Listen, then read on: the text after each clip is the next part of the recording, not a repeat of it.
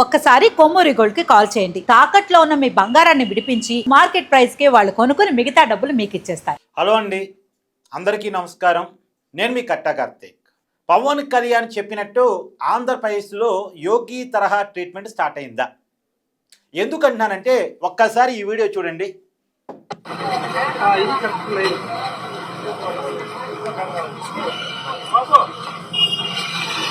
Andhra Pradesh social మీడియాలో ఈ video ఇప్పుడు వైరల్గా మారింది.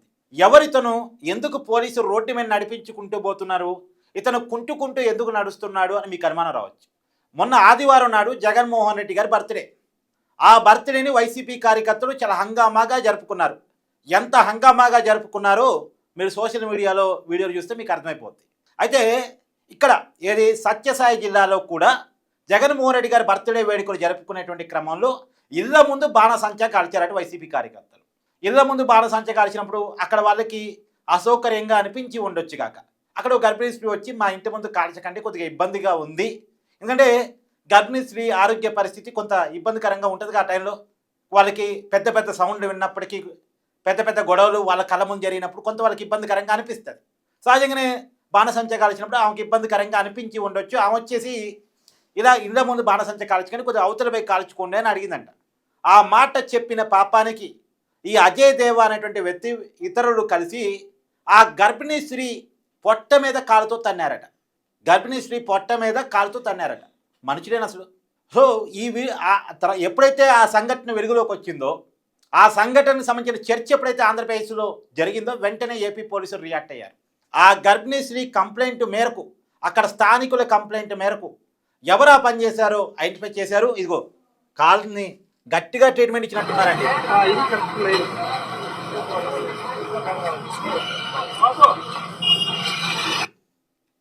ఏ కాలుతో అయితే తన్నారో ఆ కాలుకి గట్టిగా ట్రీట్మెంట్ ఇచ్చినట్టున్నారు. కుంటూ నడుస్తున్నాడు. ఇది కదిరి టౌన్లో రోడ్డు మీద నడిపించుకుంటూ తీసుకెళ్తున్నారు పోలీస్ స్టేషన్కి. జాతీయ రహదారి మీద ప్రజలందరూ చూస్తుండగా రోడ్డు మీద నడిపించుకుంటూ తీసుకెళ్తున్నారు. రోడ్డు మీద కుంటూ నడుస్తున్నాడు చూడండి. అంటే ఇక్కడ ఇలాంటి ట్రీట్మెంట్ తప్ప ఒప్ప అంటే నిజానికి పోలీసులు ఎవరైనా ఇలా ట్రీట్ చేయటాన్ని, దేశశుద్ధి చేయటాన్ని, లాఠీలతో కొట్టాన్ని నేనైతే సపోర్ట్ చేయను జనరల్గా అయితే. కానీ ఇలాంటి వాళ్ళకి ఇలాంటి ట్రీట్మెంట్ తప్పదేమో అనిపిస్తుంది. ఒక గర్భిణీ స్త్రీని తనటం ఏంటండి? తను ఒక అమ్మ కడుపులో నుంచి వచ్చిన వ్యక్తే. అలాంటిది ఒక గర్భిణి కడుపు మీద తనటువంటి ఏ సైకోయిజంలో ఉన్నాడు అతను? అప్పుడు గుడుంబ తాగున్నాడా? ఏ మత్తులో ఉన్నాడు? దీన్ని వైసీపీ ఖండించకపోగా నిన్న ఈ వీడియో వైరల్ అయిన తర్వాత ఆంధ్రప్రదేశ్ పోలీసులు ఇతను అదుపులో తీసుకున్న తర్వాత ఇప్పుడు వైసీపీ వాళ్ళు ఇది మావోడు కాదు, జనసేన కార్యకర్త జగన్మోహన్ రెడ్డి గారు బర్త్డే ఎందుకు చేసుకుంటాడు అంటే అబద్ధం చెప్పినా అతికినట్టు ఉండాలి. ఇతను మా కార్యకర్త కాదు, జనసేన కార్యకర్తను స్టార్ట్ చేశారు. నిజానికి ఈ సంఘటన వెలుగులోకి వచ్చినప్పుడే వైసీపీ దీన్ని తీవ్రంగా ఖండించి కనుక ఉండుంటే, జగన్మోహన్ రెడ్డి గారు దీన్ని ఖండించి కనుక ఉండుంటే చాలా హుందాగా ఉండేది. కానీ జగన్మోహన్ రెడ్డి గారు గుర్తుపెట్టుకోవాల్సిందంటే ఆయన రోడ్డు మీదకి వచ్చి పోలీసులు బట్టలోడ తీస్తా, అధికారులను జైల్లో వేస్తా, రప్పని సమర్థిస్తా, తిరుమలలో జరిగిన దొంగతనం చిన్న దొంగతనమేనా ఓపెన్గా సమర్థిస్తా అని కనుక ఆయన ఓపెన్గా సమర్థిస్తూ పోతుంటే కింద కార్యకర్తలకి ఇది అలవాటు అవుతుంది. అంటే మా నాయకుడే సమర్థిస్తున్నాడు కదా అని చెప్పేసి కింది స్థాయి కార్యకర్తలు ఇస్తారీతిన వాళ్ళ ఏదో కామన్ డైలాగులు ఉంటాయి కదా, రప్ప గంగమ్మ జాతరలో పొట్టేళ్ళని కోసినట్టు కోసి పడేస్తాం, ఇలాంటి డైలాగులు ఉంటాయి కదా. ఇలాంటి డైలాగుని బ్యానర్ రూపంలో కట్టుకొని ఈస్ట్ వెస్ట్ గోదావరి జిల్లాలో బ్యానర్లు తయారు చేయించుకున్నట్టే బ్యానర్లు కట్టుకొని గంగమ్మ జాతరలో పొట్టేళ్ళను నరికినట్టు నరుకుతాం, వచ్చే ఎన్నికల్లో అంటే 2029 ఎన్నికల్లో 88 మ్యాజిక్ ఫిగర్ దాటగానే తలను నరికేస్తారట. ఎవరు తలను నరికేస్తారు? ఆ బ్యానర్ తయారు చేసినటువంటి షాప్ని నిన్న క్లోజ్ చేశారు. దాని పర్మిషన్ క్యాన్సిల్ చేశారు. దాన్ని క్లోజ్ చేసి పడేశారు నిన్న. చివరికి పిచ్చి ఏ రకంగా వెళ్ళిందంటే జగన్మోహన్ రెడ్డి గారి పోస్టర్ పెట్టుకొని ఫోటో పెట్టుకొని వేటల్ని బలివ్వటం, రక్తాభిషేకం అట. ఎవరైనా ఇలా చేస్తారా? ఈ దేశంలో ఏ పొలిటీషియన్ బర్త్డేనా ఇలా జరిగిద్దా? ప్రతి ఒక్కరికి అభిమానులు ఉంటారు. మోడీ గారికి అభిమానులు ఉంటారు, అమిత్ షా గారికి అభిమానులు ఉంటారు, రాహుల్ గాంధీకి అభిమానులు ఉంటారు. ఈ దేశంలో ఉన్న ప్రతి పొలిటీషియన్కి అభిమానులు ఉంటారు.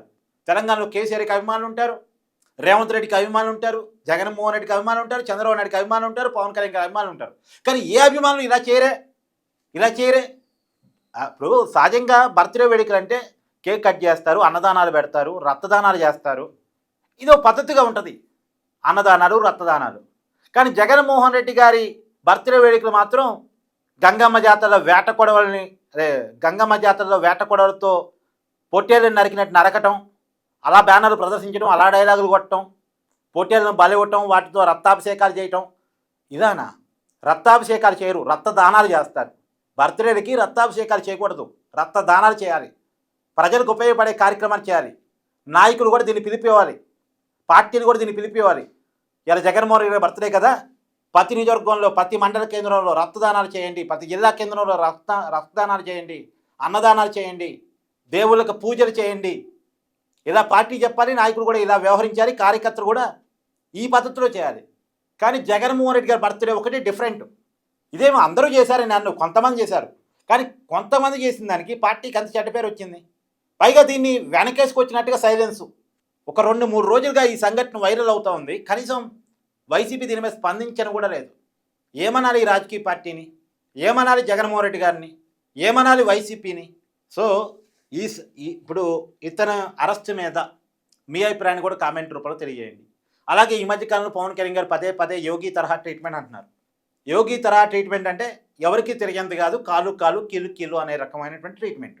అది చట్టపరంగా కరెక్టా కాదనేటువంటి చర్చ ఆంధ్రప్రదేశ్లో జరుగుతుంది. సరే, చట్టపరంగా దాన్ని మనం ఎవరూ కూడా కొంత సమర్థించలేము కావచ్చు కాక. కానీ ఆంధ్రప్రదేశ్లో రౌడీ షీటులు, గంజాయి బ్యాచ్ పెరిగిపోతూ ఉంటే, ఆంధ్రప్రదేశ్లో ఫేక్ ప్రచారాలు పెరిగిపోతూ ఉంటే, ప్రభుత్వానికి ఇబ్బందికరంగా ఉన్నప్పుడు, అభివృద్ధికి విఘాతంగా ఉన్నప్పుడు, ప్రజల్ని తప్పుదో పట్టించేలా ఉన్నప్పుడు, బెదిరించేలా నాయకుడే ఉన్నప్పుడు, నాయకుడి బాటలో కార్యకర్తలు ఉన్నప్పుడు, రప్ప అని అవతల వాళ్ళని ఇబ్బంది కలిగిస్తున్నప్పుడు, సమాజానికి ఆలు కలిగిస్తున్నప్పుడు, కేసులు, అరెస్టులు, జైలు, వాళ్ళని ఏమీ చేయలేనప్పుడు వాళ్ళకి ఎలాంటి ట్రీట్మెంట్ అవసరం అనే దాని మీద కూడా ఖచ్చితంగా చర్చ జరగాల్సిన అవసరం ఉంది.